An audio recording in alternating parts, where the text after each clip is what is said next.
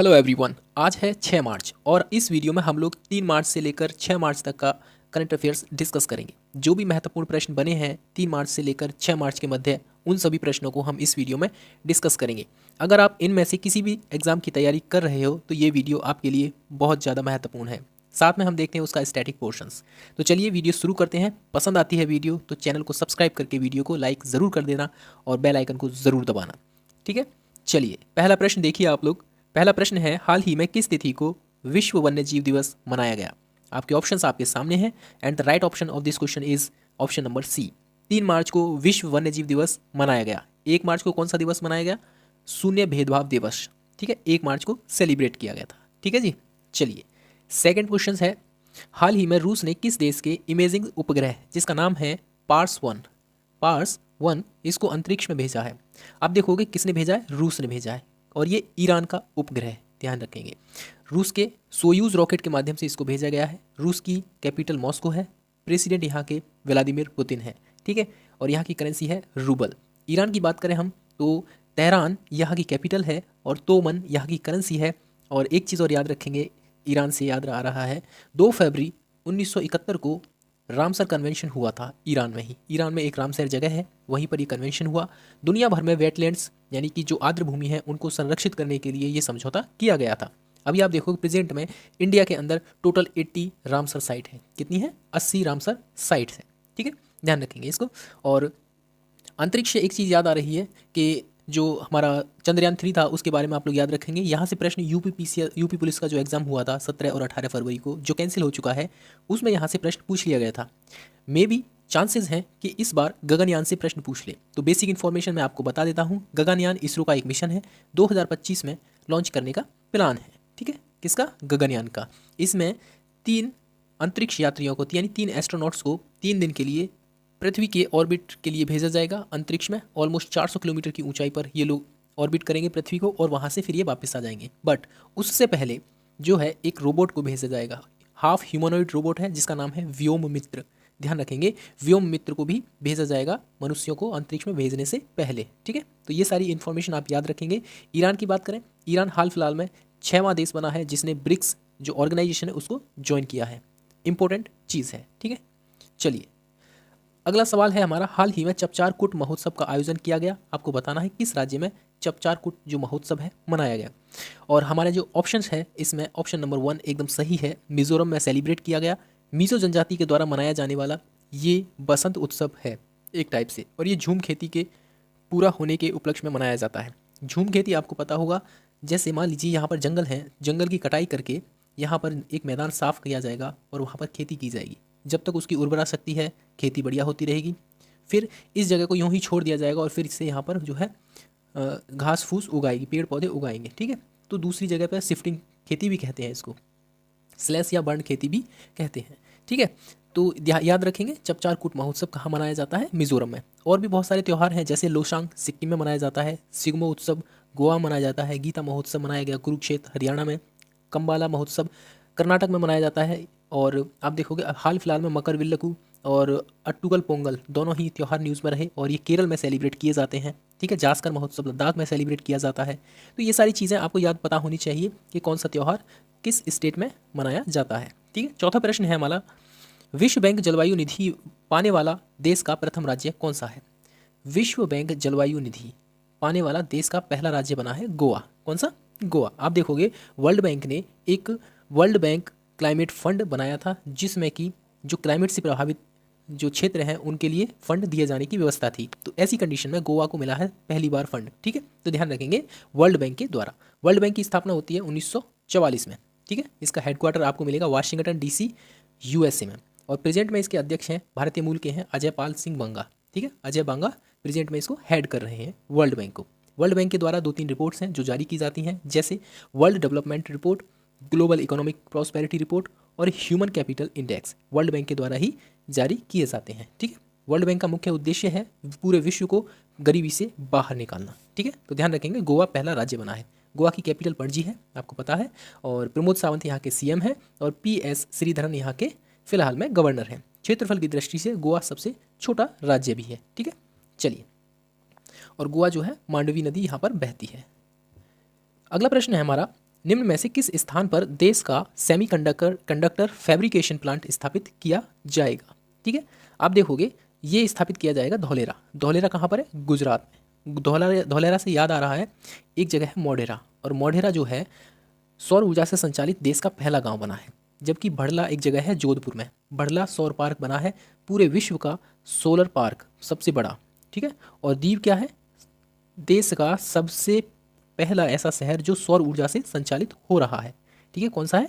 दीव शहर। 100% solar energy से संचालित शहर है ये। ध्यान रखेंगे, सेमीकंडक्टर फैब्रिकेशन प्लांट का स्थापित किया जाएगा धौलेरा, गुजरात में। ओके, चलिए 6वां प्रश्न है, हाल ही में किस विश्वविद्यालय ने खेलो इंडिया यूनिवर्सिटी गेम्स 2024 में प्रथम स्थान हासिल किया है? खेलो इंडिया यूनिवर्सिटी गेम्स 2024, सबसे पहले एक याद रखेंगे, ये 4th एडिशन था। कौन सा था? 4th एडिशन था। 2020 में इन गेम्स को आयोजन किया गया पहली बार, और ये 4था एडिशन था। इसमें क्या था? 32 गोल्ड के साथ टोटल 71 मेडल जीते हैं चंडीगढ़ यूनिवर्सिटी ने, और ये प्रथम स्थान पर रहा है। ठीक है, 17 फरवरी से 29 फरवरी तक ये जो है मनाया गया।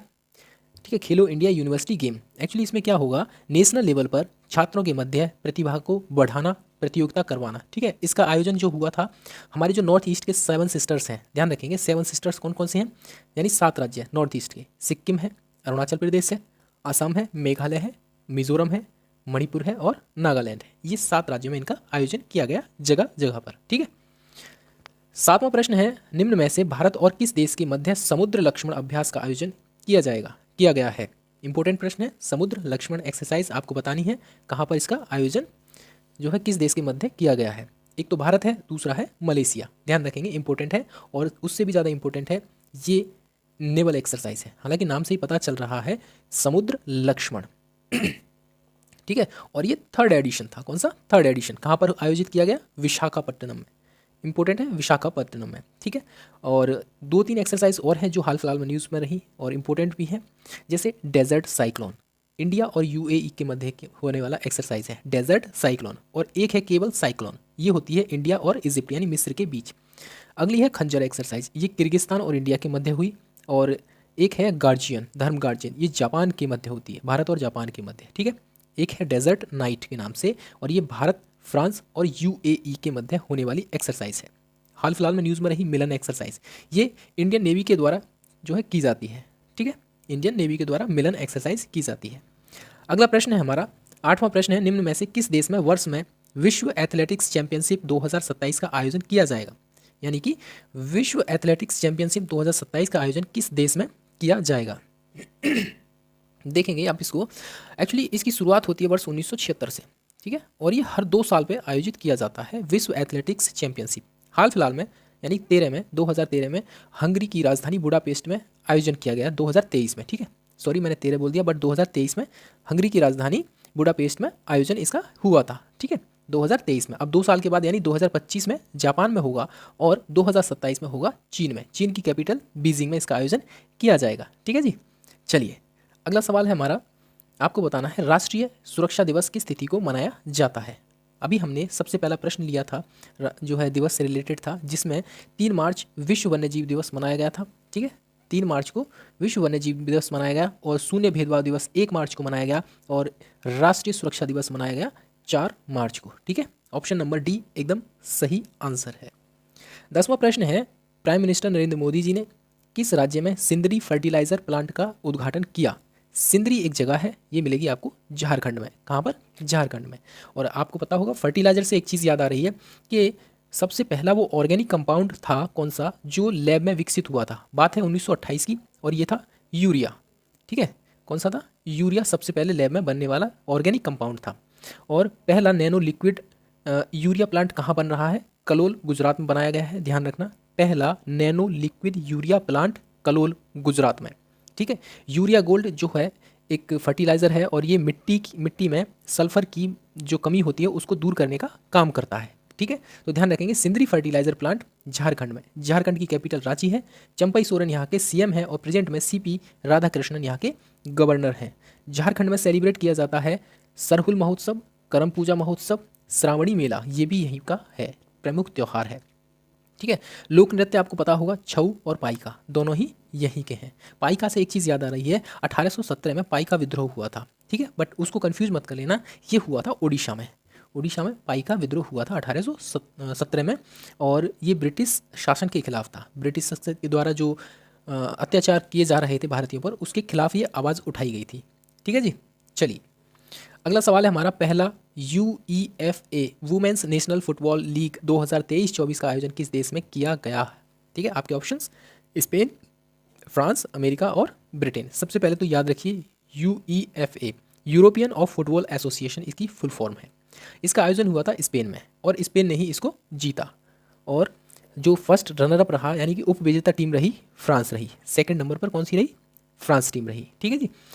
चलिए, ये सारी चीज़ें याद रखेंगे। अगला सवाल है, भारत ने हाल ही में पाकिस्तान को जाने वाली किस नदी के जल को रोक दिया है? देखेंगे आप, सिंधु, रावी, चेनाब या फिर झेलम। ऑप्शन नंबर बी एकदम सही है। जो रावी नदी है, उसके जल को भारत ने पाकिस्तान को जाने से रोक दिया है। ऐसा क्यों किया है आप देखोगे। बात है 1960 में। 1960 में सिंधु जल समझौता हुआ था। सिंधु जल समझौते के अंतर्गत जो सिंधु नदी और उसकी सहायक नदियां हैं, उनके जल का बंटवारा हुआ था। इसमें रावी, सतलज और व्यास, ये नदियों का 80% जल जो है भारत यूज़ करेगा। ठीक है, रावी, सतलज और ब्यास का। लेकिन बाकी की जो 3 नदियां हैं, जैसे सिंधु है, झेलम है और चिनाब है, इनका 80% जल जो है पाकिस्तानी यूज़ करेगा। तो हमने जो रावी, सतलज और व्यास जो हम यूज़ कर रहे हैं 80%, तो उसी का हमने अपना जल रोका है। ठीक है, ध्यान रखेंगे, रावी जल को रोका गया। और ये जो सिंधु जल समझौता हुआ था वर्ष 1960 में, वर्ल्ड बैंक के सहयोग से हुआ था। यानी मीडिएटर की भूमिका किसने निभाई थी? वर्ल्ड बैंक ने। ठीक है, रावी का जो पुराना नाम है, इसको पुरुषनी नदी भी कहते हैं। सिंधु की एक सहायक नदी है, और रोहतांग दर्रा हिमाचल प्रदेश में से इसका उद्गम होता है। ठीक है, तो ध्यान रखेंगे। पाकिस्तान हाल फिलहाल में न्यूज़ में रहे, पाकिस्तान के नए प्राइम मिनिस्टर बने हैं शहबाज शरीफ।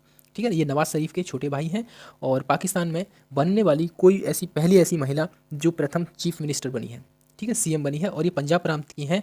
ये इन्हीं की भतीजी हैं शहबाज शरीफ साहब की, जिनका नाम है मरियम नवाज़। ठीक है, नवाज शरीफ की ये बेटी है।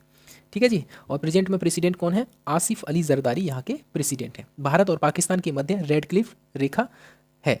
ठीक है, चलिए, हाल ही में स्वदेशी रूप से विकसित वशोराद पोर्टेबल हवाई रक्षा प्रणाली का परीक्षण किया गया। इसकी मारक क्षमता बतानी है। देखेंगे आप, वशोराद VASHORAD,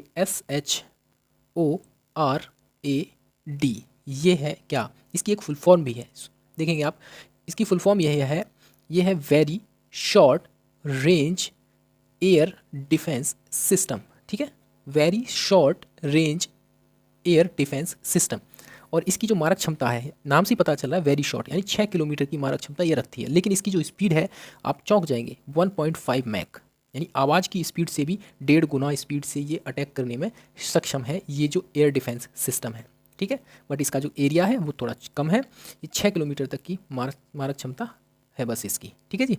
चलिए, और ये चांदीपुर ओडिशा से इसका सफलतापूर्वक परीक्षण किया है DRDO के द्वारा। DRDO की बात करें तो वर्ष 1958 में इसकी स्थापना होती है। हेडक्वार्टर न्यू दिल्ली में आपको मिल जाएगा, और समीर V कामत प्रेजेंट में DRDO के अध्यक्ष हैं। ठीक है, और वलस्य मूलम विज्ञानम, ये इसकी टैगलाइन है। किसकी? DRDO की, defence research and development organisation.